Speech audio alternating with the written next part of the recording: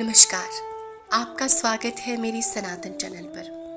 पिछली वीडियो में हमने हमारे पुराणों में वर्णित 14 लोकों के बारे में बात की थी। उनका संक्षिप्त वर्णन जाना था और उनमें कौन कौन वास करते हैं ये जाना था।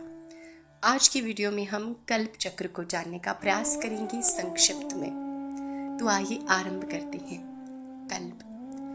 कल्प सनातन धर्म में समय की एक अत्यंत विशाल इकाई है जिसे ब्रह्मा जी का एक दिन कहा जाता है। इस अवधि में सृष्टि का सृजन, पालन और अंत में आंशिक प्रलय होता है। सरल शब्दों में ब्रह्मा के एक दिन के बराबर समय को कल्प चक्र कहते हैं।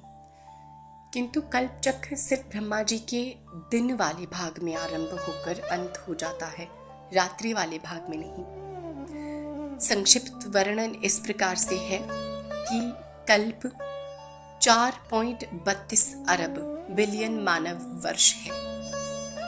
एक कल्प में सृष्टि की रचना होती है। इसके अंत में आंशिक प्रलय होता है। ब्रह्मा जी की एक रात भी 4.32 अरब वर्ष की होती है, जिसमें सृष्टि विश्राम की अवस्था में होती है। अर्थात ब्रह्मा जी के रात्रि में कल्प विश्राम करता है, वो सृजन नहीं करता। दिन और रात के बाद नया कल्प आरंभ होता है। इस प्रकार का कल्प सनातन धर्म में समय की एक अत्यंत विशाल इकाई बन जाती है, जो सृष्टि के चक्रीय स्वरूप को दर्शाती है। कल्प चक्र में एक और महत्वपूर्ण तथ्य है।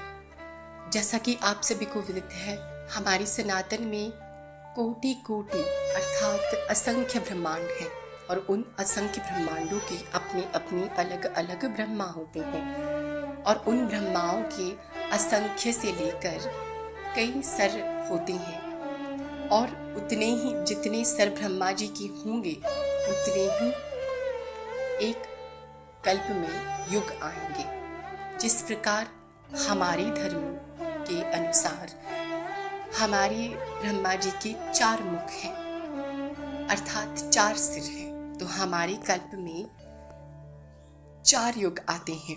उसी प्रकार यदि कहीं अन्य ब्रह्मांड में 6 मुख वाले ब्रह्मा हैं तो उस कल्प में 6 युग आएंगे।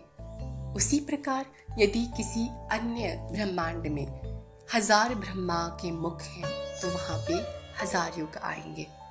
इस प्रकार से कल्प चक्र ब्रह्मा जी के आकृति और उनकी सोच पर आधारित रहता है और उनके मुख पर उनके युगों का समय रहेगा अर्थात युगों की संख्या रहेगी और एक दिन तक उस पूरे कल्प का आरंभ से लेके अंत रहेगा। तो इस प्रकार से वर्णन है कल्प चक्र का। आशा है आपको यह जानकारी अच्छी लगी हो। धन्यवाद।